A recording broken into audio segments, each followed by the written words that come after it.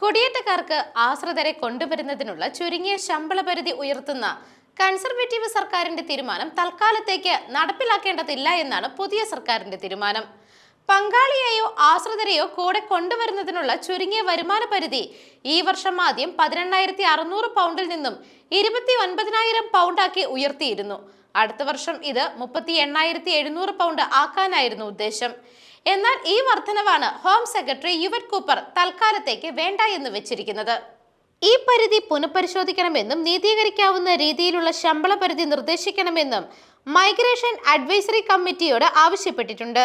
രാജ്യത്തിന്റെ ക്ഷേമത്തോടൊപ്പം കുടുംബജീവിതത്തിന്റെ സാഹചര്യവും കണക്കിലെടുക്കേണ്ടതുണ്ട് എന്നായിരുന്നു ജനപ്രതിനിധി സഭയിൽ അവർ എംപിമാരോട് പറഞ്ഞത്.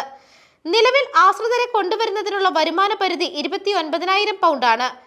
MAC ഇക്കാര്യം പുനഃപരിശോധിച്ച് തീരുമാനമെടുക്കുന്നതുവരെ അത് മാറ്റമില്ലാതെ തുടരും. വരുമാന പരിധി 38,700 പൗണ്ടാക്കി ഉയർത്തുന്നത് പ്രഖ്യാപിച്ചപ്പോൾ തന്നെ ഏറെ വിമർശനം നേരിടേണ്ടി വന്നിരുന്നു.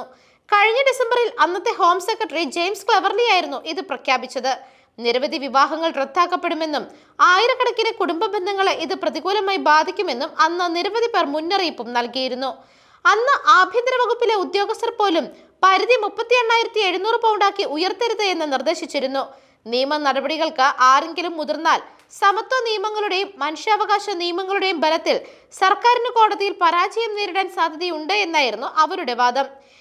MACയുടെ നിലവിലെ ചെയർമാൻ ബ്രിയാൻ ബെല്ലും അന്ന് ഇക്കാര്യത്തിൽ ആശങ്കകൾ രേഖപ്പെടുത്തിയിരുന്നു. നെറ്റ് ഇമിഗ്രേഷൻ ആക്ട് വളരെ കുറഞ്ഞ തോതിൽ മാത്രമേ ഈ നയം സ്വാധീനിക്കുകയുള്ളൂ എന്നും അതേസമയം ബ്രിട്ടീഷ് സമൂഹത്തെ ഇത് വലിയ രീതിയിൽ പ്രതികൂലമായി ബാധിച്ചേക്കുമെന്നും അന്ന് അദ്ദേഹം ചൂണ്ടിക്കാട്ടിയിരുന്നു.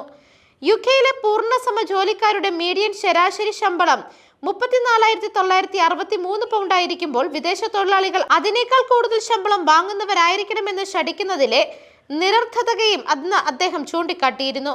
അതേസമയം നെറ്റ് ഇമിഗ്രേഷൻ കുറയ്ക്കുന്നതിനുള്ള കൺസർവേറ്റീവ് പാർട്ടിയുടെ മറ്റു പദ്ധതികൾ തുടർന്നും ഉണ്ടായിരിക്കുമെന്നും കൂപ്പർ വ്യക്തമാക്കി.